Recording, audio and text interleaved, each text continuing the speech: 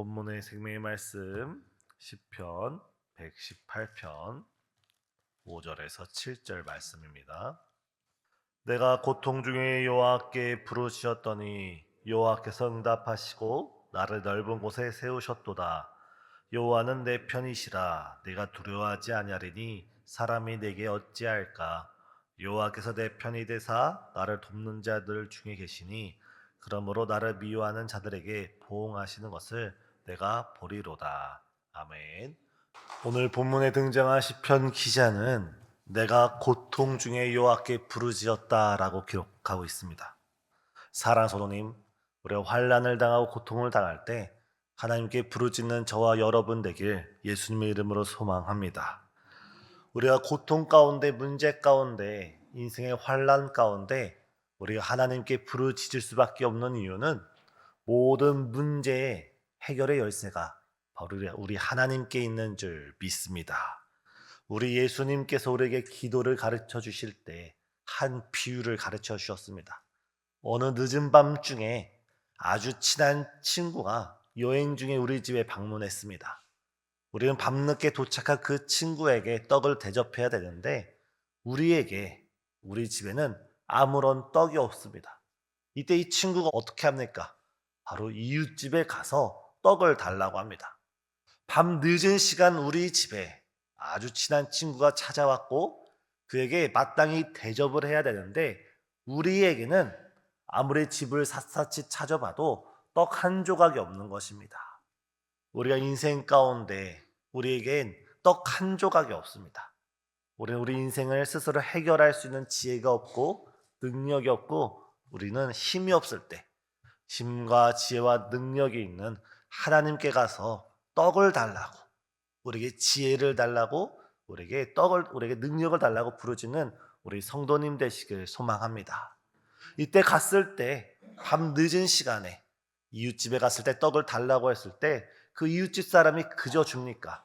밤이 늦고 내 자녀들은 자고 있으니 내일 와서 다시 떡을 달라고 합니다. 하지만 이 떡을 빌리러 간 사람은 이 집에 자기를 찾아온 이 친구에게 떡을 대접하기 위해서 무례를 무릅쓰고 간청하면서 계속 떡을 달라고 두드립니다. 이때 누가복음 1장 8절에 이렇게 말씀합니다. 내가 너에게 말하노니 비록 벗됨을 인하여서 일어나 주지 아니할지라도 그 간청함으로 인하여 일어나 그 요구대로 주리라. 예수님께서 우리에게 기도를 가르쳐 주실 때 이 간청함으로 인하여서 그 기도를 응답해 준다 말씀했습니다. 우리 인생 가운데 지금 어떤 문제가 있고 어려움이 있고 환난이 있을 때 오늘 본문에 내가 고통 중에 여호와께 부르짖을 때 우리 문제를 가지고 하나님께 기도드릴 때 우리가 그저 기도드리는 것이 아니라 우리가 간청함으로써 하나님께 부르짖는 우리 모든 성도님 되시길 바랍니다. 우리가 이 간청을 하기 위해서는 먼저 우리 자신을 깨달을 필요가 있습니다. 아까도 말씀드렸듯이 주님, 나에게는 떡 한 조각이 없습니다. 나에게 나의 집에 찾아온 이 친구를 대접할 능력이 없습니다. 오직 주님께서 해결할 수 있사오니 주님 나에게 떡 한 조각을 주시옵소서. 이 마음으로 오늘 이 아침 하나님께 은혜를 간청하고 지혜를 간청하고 주의 돌보심을 간청하는 우리 모든 성도님 되시길 소망합니다. 2절을 보면 시편 기자는 여호와는 내 편이시라 라고 고백하고 있습니다. 하나님이 내 편이 돼서 나는 결코 두렵지 않습니다 라고 고백하고 있는 것입니다. 어떻게 시편 기자는 담대하게 하나님이 내 편이라고 이렇게 고백할 수 있었을까요? 무슨 바로 하나님과 이 시편 기자가 언약으로서 맺어진 관계이기 때문입니다. 구약 시대 때 하나님께서는 아브라함에게 이르시되 너는 양피를 베어서 하나님과 너 사이에 언약을 세워라 라고 말합니다. 다시 말해서 하나님께서 믿음의 조상 아브라함에게 할례를 행하시고 그 아브라함의 자녀들에게 할례를 행할 때 나는 너희의 하나님이 되고 너희는 내 백성이 되리라 라고 할례를 통하여 하나님과 이스라엘 백성과의 언약 관계를 맺었습니다. 그래서 이스라엘 백성들은 자신들의 몸에 있는 그 할례를 보면서 나는 하나님의 백성이고 나는 하나님의 백성이다라는 이 정체성 가운데 하나님이 나와 함께 하시다는 그 믿음 가운데 살았습니다. 하지만 오늘날 신약 이후에 살아가는 우리는 어떻습니까? 구약에서는 할례를 통하여 하나님과 우리 관계가 새롭게 정립되었다면 예수 그리스도의 십자가 사건 이후에는 우리가 몸을 베어서가 아니라 바로 예수 그리스도의 그 보혈과 십자가로 인하여 하나님과 우리의 관계가 새 언약 관계로 나아간 줄 믿습니다. 사랑하는 성도님, 하나님 우리의 하나님이 되고 우리가 주님의 자녀가 되는 그 언약, 그 약속, 그 확실함이 어디 있습니까? 바로 예수 그리스도의 십자가. 그 십자가로 인하여 하나님은 우리의 아버지가 되고 우리는 하나님의 자녀가 된 줄 믿습니다. 우리는 하나님의 자녀입니다. 하나님께서 십자가의 사건으로, 예수 그리스도의 십자가의 사건으로 우리를 자녀 삼아 주셨고 우리를 백성 삼아 주셨고 우리를 향한 하나님 아버지의 확실한 사랑이 십자가로 확증되었습니다. 우리의 인생의 문제 가운데, 우리의 인생의 여러 환난 가운데 우리가 지금 홀로 걸어가는 것처럼 보이고 나만 이런 고통을 겪는 것처럼 여겨질지라도 여전히 십자가 사랑 가운데 우리를 사랑한다 고백하시는 주의 음성을 들으시고 하나님은 내 편이시다. 하나님은 지금도 나를 사랑하신다. 하나님은 지금도 나와 동행하시며 지금 나에게 은혜를 베푸신다는 확신 가운데 믿음으로 승리하는 우리 성도님 되시길 바랍니다. 우리나라로 따지면 일제 치하 가운데, 또 유럽의 역사로 따지면 제2차 세계대전 가운데 네덜란드에 아주 유명한 목회자 한 분이 있었습니다. 그분의 이름은 코리텐이라는 유명한 부흥사이자 목회자였는데 이분이 그 독일 정권과 나치 정권과 맞서 싸우는 바람에 감옥에 갇히게 되었습니다. 그 감옥 생활 안에서도 이분은 복음을 전하고 이분 믿음으로 살다가 40일 독방에 갇히게 되었습니다. 몸 하나 돌이킬 수 없고 머리도 제대로 돌릴 수 없는 아주 좁은 독방 가운데 이 코리텐이라는 목회자가 갇혔는데 되게 그 감옥에 사는 분들은 이 독방에 들어가는 것이 가장 큰 형벌이라고 합니다. 일주일만 들어갔다 나와도 다른 사람을 만나지 못하고 햇빛을 보지 못하는 것에 큰 정신적 스트레스를 받는다고 합니다. 그런데 이 분은 특별히 목회자는 여성분이었는데 무려 40일 동안 이 좁은 독방 안에서 사람도 한 번도 만나지 못하고 햇빛도 한 번도 보지 못하고 무려 40일 동안 이 좁은 독방에 있었습니다. 그러다 어느 날 정말 자신이 정신이 이상해질 것 같고 정말 더 이상 견딜 힘이 없어서 기도를 하고 있는 가운데 갑자기 조그만 불빛이 비추는데 개미 한 마리가 지나가는 것이 보입니다. 근데 개미 한 마리가 땅을 지나가다가 땅에 웅덩이가 있는 것을 보고 이 개미가 두리번 거리다가 어느 구멍으로 숨어 들어가는 겁니다. 순간 이 코리텐이라는 이 목회자에게 든 생각이 이 개미도 이 웅덩이라는 어려움 속에서 피신해서 구덩이로 들어가는 것처럼 지금 내가 이 독방 가운데 있을 때, 이 환난 가운데 있을 때 내가 피할 분은 오직 하나님이시구나. 내가 나의 도움을 구할 곳은 오직 하나님이시구나 하면서 하나님을 향해 더욱더 간절히 기도하기 시작했습니다. 그러자 그녀는 똑같이 감옥 가운데 있고 그녀는 똑같이 독방 가운데 있는데 그녀의 마음이 평안을 얻고 그녀의 마음에 그동안 지난 40일 동안 그녀를 억누르던 그 스트레스가 사라지면서 비록 그 감옥 안에 있을지라도 마음에 참된 평안이 하나님이 나와 함께 하신다는 그 사실이 믿어지는 은혜가 있었다고 합니다. 사랑하는 성도님, 우리의 환경은 달라지지 않을 수 있고 우리의 문제는 해결되지 않을 수 있어도 우리가 믿음으로 진실로 하나님이 내 편이 되시고 십자가의 사랑으로 나는 하나님의 백성이 되었다라는 그 믿음이 우리 가운데 역사할 때 주님께서 우리 마음 가운데 성령의 역사 가운데 참 평안함을 주시는 줄 믿습니다. 문제 해결은 우리가 하나님께 맡겨드리고 우리가 가지고 있는 문제, 우리가 기도하는 그 기도 제목이 응답되는 그 시점과 그 시기는 온전히 하나님께 내어 드리고 오로지 우리 마음 가운데 하나님의 평안함과 하나님의 기쁨이 넘치기를, 성령 충만하기를 기도하는 저와 우리 성도님 되시길 예수님의 이름으로 소망합니다. 이 오늘 시편 기자는 어떻게 고백합니까? 여호와는 내 편이시라. 내가 두려워하지 아니하리니 사람이 내게 어찌할까? 하나님이 내 편이 되실 때 이보다 더 든든한 것이 어디 있습니까? 하나님이 우리 편이 되어서 우리를 돌보시고 우리를 지키시고 불꽃 같은 눈동자로 우리를 살피실 때 우리는 그 누구도 두려워하지 않고 그 누구도 염려하지 않을 수 있습니다. 신학자 벤길이라는 분은 이렇게 말했습니다. 하나님을 진실로 두려워하는 사람은 하나님 외에 그 어느 것도 두려워하지 않는다.